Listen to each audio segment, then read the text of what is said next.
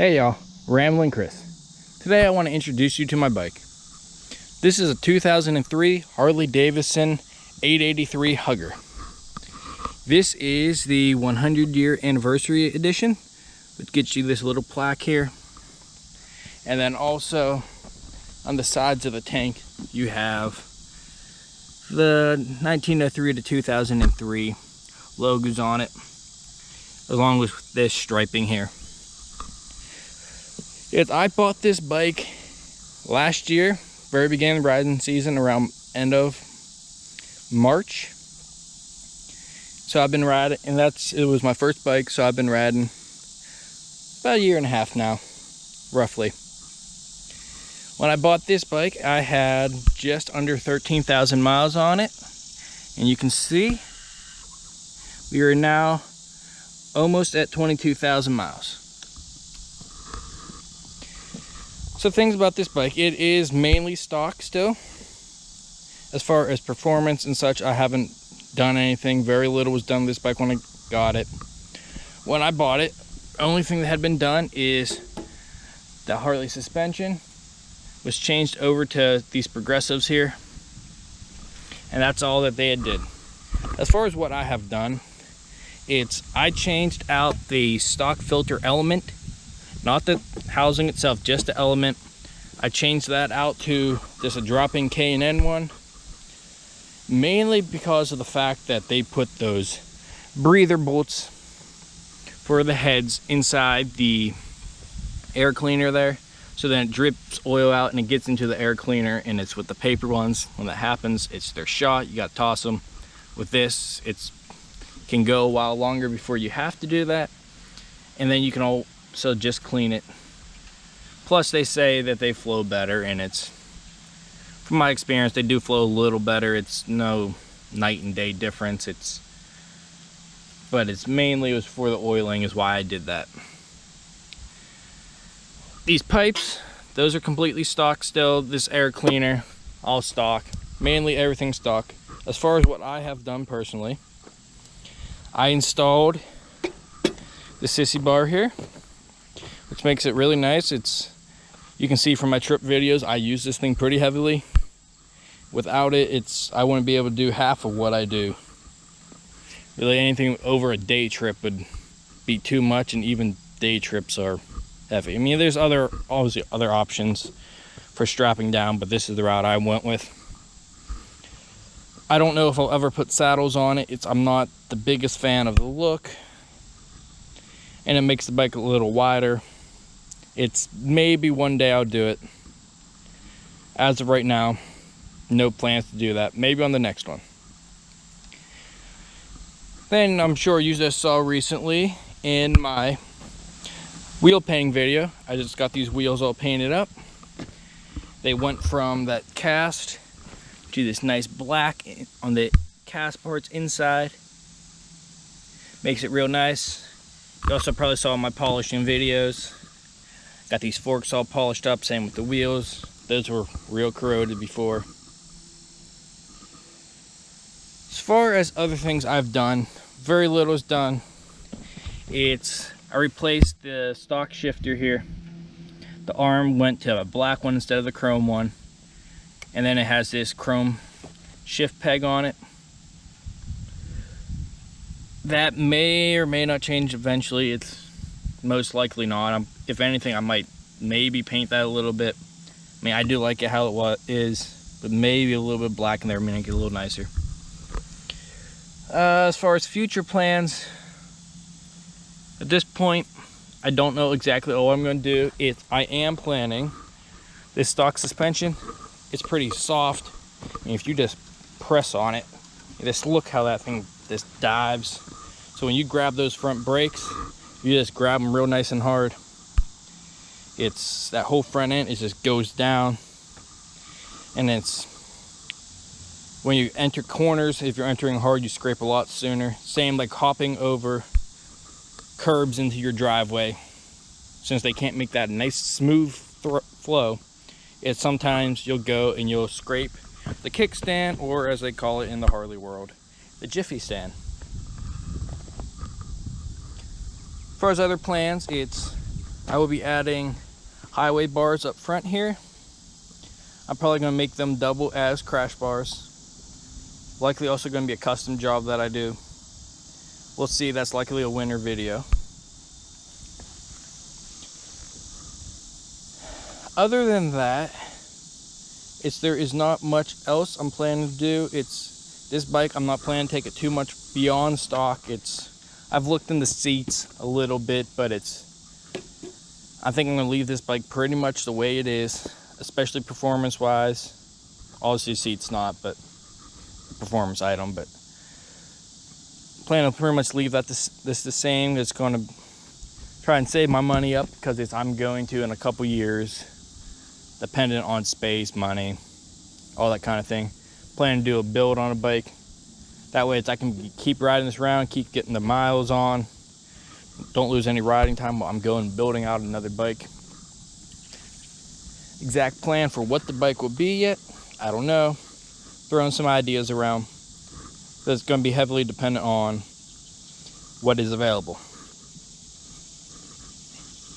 So some more detail on what this bike is like. Brand new. So this is a belt drive. We got mid controls. Front and rear brakes are separated. None of that linked. It's 2003. So I mean that's well beyond Harley starting to do that, I believe. And this is a carbureted bike, not fuel injected. So of course, being as such, it's gravity fab. You got your fuel switch here. You got your choke knob over here. So I mean you gotta wait a little bit longer to get it rolling when it gets colder. And you gotta know how to work the knob. It's, pull it out all the way. To start it, let it warm out. When it smooths out, just start to work it in slowly. And once you get to the point where you can actually drop it in a little bit, just like even halfway, it's typically you should be okay to ride it. If you notice it's still hesitant, you can pull the knob back out. For longevity, obviously it's best to let it warm up more. But sometimes you just don't have all the time in the world. And when it's warm like it is now, I mean we're in the mid to high 80s or something today, as soon as it smooths out, she's pretty much ready to roll. Real key is just get the oil warm and rotated through the motor. That way you can go. As far as gas tank size, this is a 3.3 gallon, which gets me a decent distance. I usually don't run it out to its full edge because you have no fuel gauge. All you have is reserve, which you get to, if you're not already aware, get that by flipping your switch upside down, which lets you suck off the bottom of the tank. Off is in the center position, and that's on. Always run in the on position unless you need the reserve.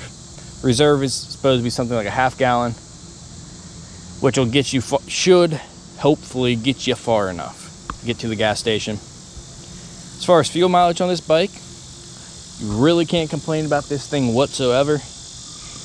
She gets somewhere between 50 and 60 miles to the gallon, depending on the style of riding, how hard I'm riding, where I'm riding. Like locally, I usually get closer to 50 to mid 50s because I have a lot more stop and go traffic. But on my last trip, I had times where I was getting 65 because I was just on and I was just riding, and it's riding all day is you don't crank as hard the whole day, so it's let you get a little better fuel mileage. But even when I ride hard, I rarely see it get below 50. The only times I do is when my rides are a lot shorter, so I have to do a lot more warming up, eats a lot more fuel that way. Same with all the stop and go traffic, that'll eat the fuel tank off pretty good. Alright, so I think I covered most of the things you need to hear about. At least most of the things you're going to care about. So let's give you the real thing you care about.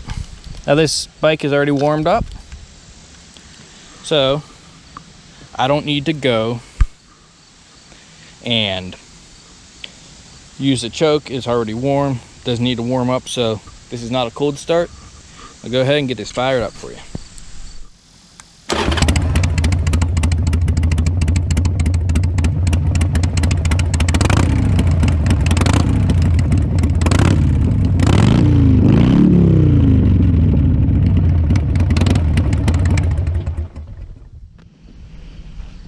can hear she has that real nice Harley sound, especially for being the stock pipes on here. So I'm going to go ahead, going to switch this to a chest mount, and I'm going to take you out for a ride so you can hear what it sounds like on the road.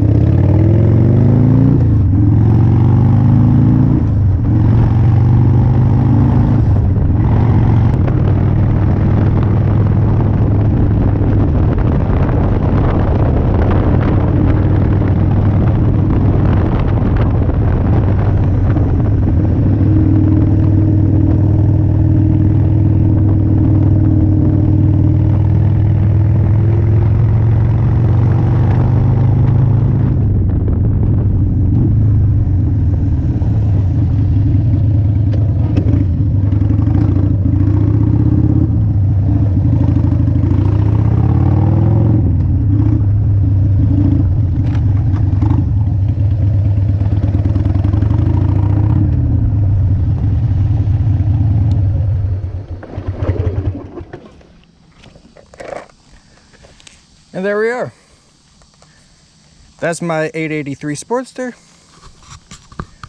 Now, if you like what you see, be sure to like and subscribe. There'll be more videos coming up in the future. Until then, this has been Ramblin' Chris.